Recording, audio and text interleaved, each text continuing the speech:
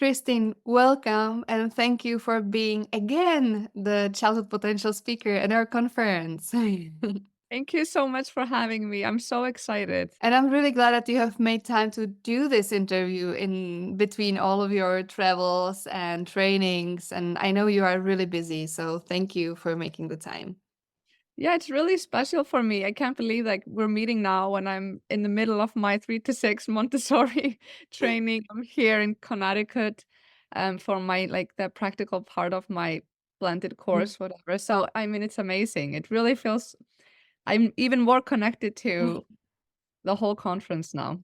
Perfect, perfect. Christine, I will say a few words about you, and if you have anything to add, please feel free to add. You are a respectful parenting educator. You're a speaker. You are a best-selling author of a children's book about emotions called Sometimes I Cry, Sometimes I Laugh. You are the founder of Respectful Mom, a global platform where you educate parents and caregivers on the practices of respectful parenting through different workshops, through your online courses. You have a very popular workshop called Welcoming the Waves of Emotions, Setting Limits with Confidence and Calm, which has been translated to 5 languages so far. You have given very many keynotes to different workshops, conferences around the world. You have been cited in different publications like Psychology Today, Institute of Child Psychology, or Motherly. Do you want to add something? Tell me something more about yourself that we don't know from the bio. I have 3 children. I This guess that's missing in the bio. It's like my first priority and my first responsibility. And we'll maybe talk about it more, but I am actually opening the doors to my Welcoming the Waves of Emotions course the end of January. And I will be doing a curated, like a really unique Instagram journey for a specific, like the first signups. I have about 300 spots for that. So Mhm. I'm really excited about doing that. I'm really kind of like thinking about like how I can add more personal touch to my workshop and my courses. So that's something that's going on. And as I was getting ready for the interview, I was just going over the things that we're going to be talking about, and I know we're going to touch on one of my favorite self-regulating tools, which is reminders of meltdown mantras and different scenarios. And I've prepared for the premium passes, the people who are really dedicated and looking at and watching a lot of the different keynotes in your amazing conference. They're all going to get a selection of all of the meltdown mantras. So if you're thinking, watching this, you're thinking, oh, I wish I had more of the whole list and more reminders, you can get that with the premium pass. So I'm really excited about that. Perfect. Today we are supposed to talk about reparenting and self-regulation and about how to stay calm when our kids aren't calm. Why have you chosen this topic? Why do you think this is important? Because we all struggle, Mhm. because we're all just finding our way when it comes to that. And it is such it can be a really difficult experience for any parent to know intellectually what they want to do, to have an intention and to visualize and see like this is the parent I want to be, and then you're finding yourself acting and reacting completely opposite to your values, to what you want, to what you know is best for your child. And it can be a really difficult experience for parents who are aware, who want to do better, and who really know kind of how they want to show up. So it's just this question that so many parents struggle with. It's why do these things set me off? And sometimes it's small things. Sometimes it is phases where we seem to be just, taping over all the time and over ridiculous things, even. And how can I stay calm when my child is melting down, for example, or having a hard time? And so this is just the truth of it, isn't it? And you also talk about reparenting. What is reparenting? So basically, reparenting is the process of meeting the unmet needs from your own childhood so that you can, in your adult life, parent yourself and your children with more compassion and more calm and kind of in ways that align better with what you are setting out to do. So it's about becoming the parent your inner child or your old child self needed, and kind of using that process to heal and break these unhealthy cycles that you're seeing are coming up in your life. And this is just what an incredible transformative journey, because it will just naturally help you grow as a parent and as a person. And the thing is, so much of what triggers us, and that's why sometimes we can't really make sense of it even. It isn't really about our kids. And the best proof of this, if you don't believe it, but I know a lot of this, fortunately, we have so much awareness on this topic already. So people are like, yes, I know, I get it. But it's always a good reminder. If you think about any behavior that your children do that recently set you off and you were just going crazy, you blew up as a parent. If you can find another point in time when your child or children were doing pretty much the exact same behavior, but you did not blow up. You did not start yelling at them and go crazy. So that will tell you it's not about the behavior. It's about us, ourselves. And oftentimes it is so deeply linked, tied to our own past, unhealed wounds, basically, and our own past experiences. Do you have some maybe examples of some common triggers that set us off, like that root in the past experiences? It's really interesting. It really depends, for most people, it's really hard to sit with their kids' emotions. Mhm. And that is just generational, because the generation before us, they didn't maybe have the knowledge, the tools, or even it wasn't even a thing for a generation of our parents that, emotions are somehow good and healthy and something that needs to be expressed. I was just not a part of the landscape back then, generally speaking. So most of us did not learn how to cope with our emotions. Most of us either have memories or suppressed memories of our big emotions or frustrations, and those times being met with a lot of anger, a lot of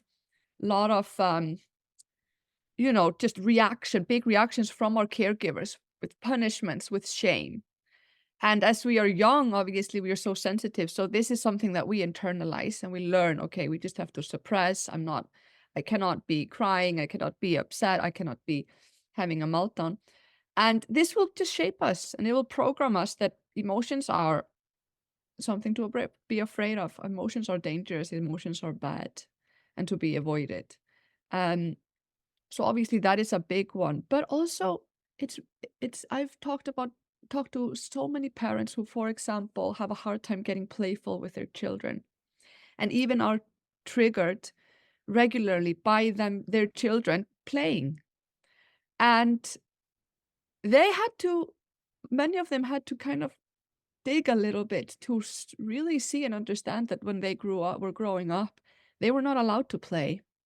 And there was a high kind of pressure on performing and doing the homework and all the chores, or really, before they were granted the privilege of play, right? So this will show up in your own parenting, and our work is to become aware of these patterns. This means that we somehow need to learn how to self regulate. It's easier said than done, but that is the work. That is the work. The first step is always self-awareness, and really to start by reframing and understanding that triggers are essentially our teachers. And this is one of the reasons why it's such an opportunity for growth to become a parent. Because, first of all, I mean, this is just my own experience. Um, when before, like when I became a mom, I could really sense this extreme motivation to become a better person for my child that I'm experiencing this deep unconditional love for. And I think, I don't know, at least in my in my case, if I'm being really honest, I don't think I had enough love for myself as a young adult to really go through this process of, working on myself and showing up for myself and really meeting myself in all these beautiful ways so I can grow as a person. I don't think I had the self-love needed for that. But now I have this child and it is acting as this incredible motivator. So it's a huge opportunity. Um, and then what also is like linked on that path, which makes it so divine, right? Parenting journey, if you're open to it, is that through being by with through the experience of being a parent, you are going to be confronted in so many ways. Children push our buttons. Your infant crying is something that really sets you off, and the unpredictability of being a mother. Maybe you grew up having control, wanting or needing control of your life, and you wanted to have things in a certain way, and then now you have a child and it's very unpredictable. Now you have to work on that part of yourself. So basically, children will bring to you on a plate whatever you need to work on and heal. And it is an organic process. And it is a process of healing that I don't think we as limited adult human beings could ever replicate. We cannot design this perfect journey for ourselves because we don't even know. This is like such a lot of it is such a like a lot of subconscious things coming to surface through our triggers and through the things that we are being confronted with. So that the piece of being open to the journey and constantly like allowing yourself to self-reflect is the the large piece basically. And this is going to go on forever. It's a lifelong learning journey. It's a lifelong process because our kids, the relationship changes. They get older, they have different needs and all of these things. So that is the big piece I think that we need to always keep in mind. And it's not supposed to look perfect. It's supposed to be messy. Otherwise we're probably in denial or we're just suppressing a lot of stuff. Mhm. So, so that is a good reminder and a good reframe. And then we're talking about self-regulation. I mean, that is naturally going to come when we have this motivation of, okay, I can't be just yelling at my kid every day. It doesn't make me feel good. It doesn't make my child feel good. This is not who I want to be. So how am I going to handle my own emotions when I'm feeling this trigger, when I'm emotionally charged? What am I going to do with that? And these are skills that we were probably not given. Most of us were not really given when we were growing up. So we need to figure this out ourselves. And for me, it's a lot of reframing. It is mostly mindset for me personally. And this is why I base all of my teachings on first really trying to break down our programming and really trying to reframe our thinking, get this new lens and new perspective in so that we now have different belief system. We need to change our core belief systems because, and this is interesting, there is a little thing I read a while ago and I never forgot it. Basically, when troops or Marines or troops are in training, one of the things that they say is when you are in combat, when you are faced with extreme and you find yourself in extreme situation, you are not going to be thinking clearly. You cannot rely on your logic. You will fall back on your training. And I was like, oh God, this is exactly what it is in parenting. Mhm. We have to change what we believe. We have to really work on our core mindset and core belief system so that we can, when everything is messy, when there is just, we're overwhelmed, our kids are fighting, they're melting down, they're on the floor in the middle of the grocery store, we're going to fall back on our Our training, training. our mindset, Mhm. more than the logic. So, I mean, so that is, I feel like, is always the first few steps. And that's going to, if you really do work on reframing how you see crying, you start to understand the why oh, actually, to regulate the nervous system, it is a beautiful and really fast way is to actually cry. And then you feel better. And if you allow, and so you start to really internalize crying is good, crying is normal, crying is necessary. You know, what do I expect of my children? We start to learn about child development. They're supposed to act out, they're supposed to be asking the questions when there's testing limits. Is this okay? How does my mom react when I do this? This is what we expect. So much of it is about educating ourselves, understanding, reframing, and working on our mindset.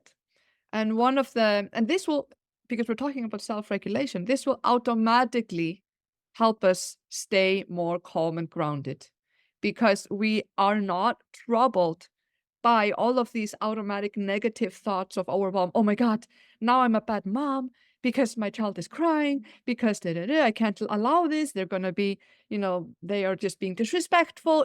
All of these things we can start to filter out, and it's going to help us become more regulated in times of challenge. There's one more thing because now I'm kind of on a roll, but I just thought about another thing that has been such a game changer in my life, and it is what I call like one of the big reframes in my life. A good day for me as a mom is not when my kids are perfectly well behaved. It is actually not when my kids are playing wonderfully together. They're doing their coloring and they're doing their, blocks, and they're like humming around the house and they're being like sweet little angels. That is not a perfect day for me as a mom. And I mean, I will take a day like that any day. Of course, that's great if that happens every now and then. I'm not saying, but genuinely, a really good day when I feel proud, like in a way that I can't even express. It is just an internal like satisfaction, like, wow, I am proud, I am happy as a mom now, is when my household is messy.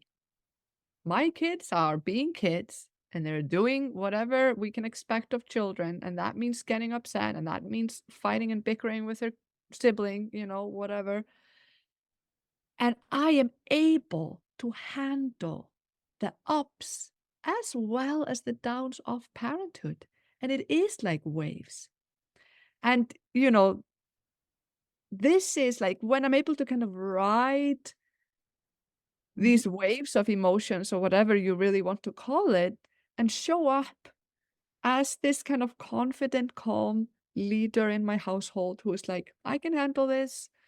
This is fine. I know what to do. And of course, I'm not a robot, so it's not going to be, but I'm just able to kind of keep the show going.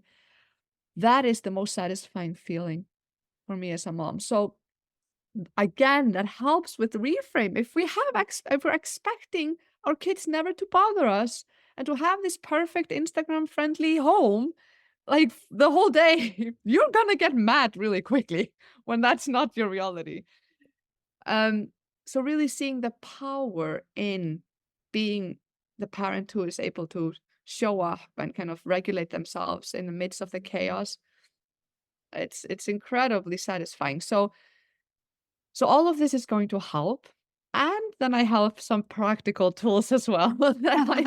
Actually, I think even only the thing that you manage actually to ride the emotions, the waves, as you said, you actually model for the child. So that already brings the calm to the child as well. Only you being in your best self. Exactly. Imagine what we are actually modeling. We are like, often I think of this process when we're staying patient, we're meeting our kids' upsets with compassion, we're trying to listen, acknowledge their feelings by, saying, oh, I hear you. You really wanted ice cream for breakfast. This was recently, by the way. My son wanted ice cream for breakfast when we're like on a ski trip, and we said, no, I'm sorry, we're not going to give you ice cream now. Um, and he was crying and he was upset. And I took a video of my husband holding him, carrying him in his chair, just, chilled. He was pretty chill. He was just waiting it out, and it was such a beautiful moment. I put it on Instagram like a few days ago, and now it has like almost 4 million views, by the way. You Okay. see the video? But it is so eye-opening because it's a glimpse into the energy that the parent can hold, and it is really soothing to watch, even though the child is crying. And what we are modeling when we are meeting our children in this way is basically, I think about it as like the child is the emotion, okay? And we are modeling what we want the child, how we want the child to show up to their own big emotions as they grow, as they mature. So just imagine the beauty of a child melting down, and we are staying patient and we're meeting them with compassion. That means they will stay patient and meet themselves with compassion. The words that we're whispering to our kids, I hear you. I get it. I know you wanted this. We're adding perspective. We're helping them understand what just happened and why they're feeling the way they're feeling. But we're not like shutting it down like it's an emergency, right? We're not panicking. So our child learns there's nothing to panic about. This is normal. This will pass. And if we allow it to pass, they will even experience what emotions truly are, which is waves. They're fleeting, they come and they go. But honestly, when we grew up, we were not really able to, regularly, consistently finish that circuit, right? That cycle Mhm. and pop out to the other side. So that is just muscle memory, something that we're able to give our children experiences about. And that's going to really be internalized. So like you're saying, what a gift that we're giving. But I have something that I want to share, which is called the 4-step emotion guide to emotion regulation. And that this is when we are finding ourselves getting frustrated. There's another specific thing that's really important to think about, which is like, how do we meet our kids when they're melting down? And of course, it's a really interlinked in many ways, many scenarios. But often we just wake up and we're having a bad day, and everything is just so annoying, and or you just got off the phone call and it's just something really stressful that's on your mind, and now you have to also be a parent, and it's just so hard. So I created this 4-step emotion regulation guide to really break down the steps of not just learning how to regulate ourselves, but also doing it in a way that we're kind of narrating out loud through it, so that our little people in our house, our kids, they're hearing us and seeing us do this and learning it at the same time. So basically, like we said, the key to teaching emotion regulation skills to our kids is to practice those skills ourselves. And the first step is to model emotional awareness. Model emotional awareness. So this is you learning to recognize signs of dysregulation in yourself. And that is our work to practice catching ourselves kind of before we reach our breaking point. Because there's a cliff. We know the cliff, and we can we're fine, we're fine. Oh, I'm just so annoyed, but I'm fine, whatever. I'm not going to do anything about it. And then something happens and we're off the cliff. And this is when we turn into monster mom, which is, I've been there. So the work for us to execute this first step is to reflect, what are the signs, my personal signs of dysregulation. This can vary between people. Like, yes, typical ones: low mood, overwhelmed. For me, I start clenching my jaws, but I also start my mouth. I think I've never really looked in a mirror when I'm in this mode. I should, but I can feel I just have like a straight, like, vert, like my lips are just like, I don't know. I can just imagine myself from out of a cartoon.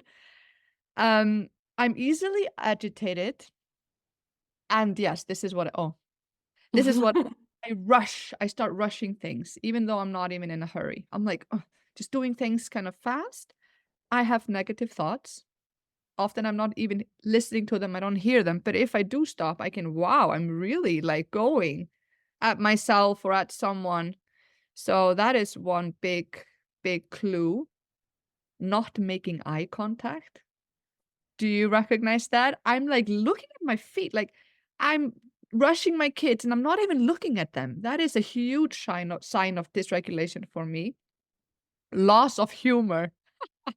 Oh God, that is me too. My kids are just being their kind of like cute selves, and I'm like literally in my head, I'm like, that is just Not ridiculous. funny. Oh God. Okay, I'm talking in short sentences. I'm irritated. I have that stern facial expression. Yeah, that's the things that I wrote for myself. So this is something that anybody can kind of reflect and do. And then the difficult part is to catch yourself in the moment. And then, so let's say we are mature enough to do that, which we often aren't.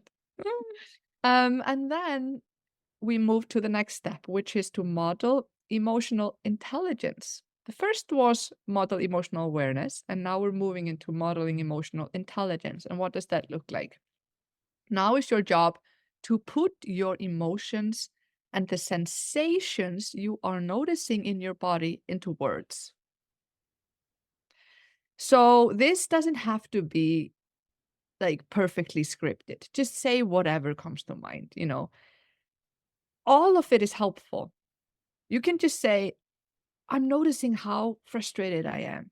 I'm so tense. I'm rushing. I'm being so impatient with you. Do you notice? And my kids are like, yes, notice. Definitely notice. Or you could say, I'm feeling a bit overwhelmed now. Or I'm so tired. My body feels heavy. My mood is so low. Honestly, just try and put anything into words that you're feeling or that the sensations in your body. You can say like right now, it's like every little thing is irritating me. Just, narrate through your experience. And after that, you're moving into the third step, which is really short, but the most important step. I call it model emotional maturity. So after naming your feelings, then you say this one sentence. I wonder what I can do about that. I mean, it's just gold. The level of emotional responsibility and maturity that you are modeling to your child is incredible. I mean, just this sentence is already teaching your child that your emotions and how you're feeling is not their fault. Because that's how they automatically think. Children are so immature, they will automatically self-blame. So it is helpful to say some things, and this is what I sometimes do. Do you notice I'm feeling this? I'm really being irritated, frustrated all morning. Oh God, it's one of those mornings for me. I know it feels like it's your fault or something that you did. I know it probably feels like that, but it's not. It's how I'm feeling. It's something to do with me. So I do say that sometimes to just really try and make sure my kids aren't internalizing too much of my mood. But in this exercise, focus on just taking responsibility for your own feelings and say, I wonder what I can do about that. And then you move into action. That's the last step. You model some actionable emotion regulation skills. And of course, the first thing that pops into mind is take a deep breath. You pause, you slow down, you sit down, you get a glass of water, you put your favorite music. Sometimes if I'm not too frustrated, if I'm not too far gone, it really can help. Not off the cliff yet. Yeah, I'm not too far, I'm like a little bit in the first steps, and it really helps. I just did it recently. I just put like my favorite song on and it totally changed the course of my whole morning. You can rub your own shoulders, shake your body. This is also something that is really, I encourage every parent to just experiment with things. I was the type of parent who would like try and, breathe, take deep breaths, and it wouldn't work. It honestly wouldn't really work that well for me. So I had to add something else to it. And now one of the things that actually does work is I take a deep breath and I hold my breath. And then, there's a different type of breathing. And then also shaking is pretty good. And, so you have to find your own kind of actions that actually work for you, and don't give up, because there's so many things you can do. There are like lists and lists and lists on the internet to just like, pick and choose. And I call it to create your own emotion regulation cocktail. So you're like, don't just rely on the one thing. You can do many things at once. So that's it. That's one of the tools that I wanted to come on here and tell you about. Are there any other tools that you would like to share? Quickly, because this took a long time going over all of it. But yes, one of my favorite other tools also is called coping ahead. It is a well-known strategy that therapists and psychologists use with people on various issues, various things that you might want to change in your life. But I found it so helpful in parenting. So basically, it requires you to visualize and prepare visually ahead for a difficult scenario, for a challenging scenario. So recently I was in a ski trip, on a ski trip with my family, and my husband called me, and he was literally carrying our 7-year-old, who was so upset. He was melting down, and he was overstimulated, probably. He was cold and da, da, da. And so he was carrying, and he just told me he's like melting down. He's totally over the edge, and he's like losing it. We're coming up. So I knew they were coming from the mountain. And I knew my husband had already dealt with a lot, so I was going to take over. That's kind of my plan. So I very intentionally used coping ahead strategy. So I would just visualize my 7-year-old coming into the apartment or the hotel room, screaming and crying and kicking. And he will even, get sometimes a little physical and just really be out of it. And I was exaggerating it in my mind. It's the key point. I was really visualizing the worst case scenario. And then I am visualizing myself responding to him in a way that I want to, then in a way that aligns with my values as a parent. So I'm preparing what I'm going to think. So I'm thinking, okay, he's really tired. We just flew in yesterday. So it makes sense. And he was sick last week. So it also makes sense. And I'm just picking up a little bit of things that can help me hold on to perspective, so I don't go into judging him and shaming him for however he's feeling and doing. So that's something that will ground me. Then I'm visualizing the actions. Okay, I'm not going to say too much. I'm going to listen. I'm going to let him cry. We're going to go to this room maybe, and I'm going to sit there, and I'm just going through that in my head.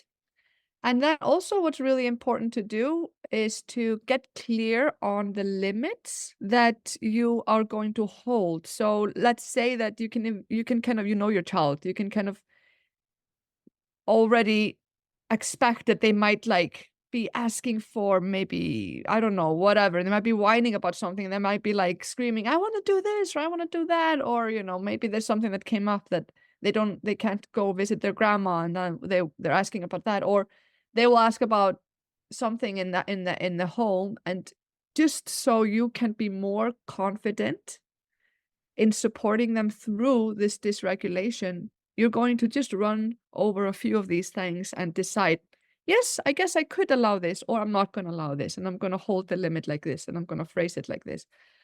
This is so helpful. So this is called the coping ahead strategy. You can use it when you're lying in bed and you just want to try and be a better person, better parent the next morning, or it's kind of in the moment, or you're anticipating something. This can be before drop off.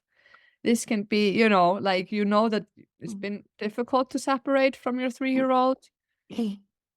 So these things. And then lastly, because I was telling you about the meltdown mantras, and that is actually one of the things that you keep in mind when you're seeking perspective and trying to ground yourself in using the coping ahead strategy.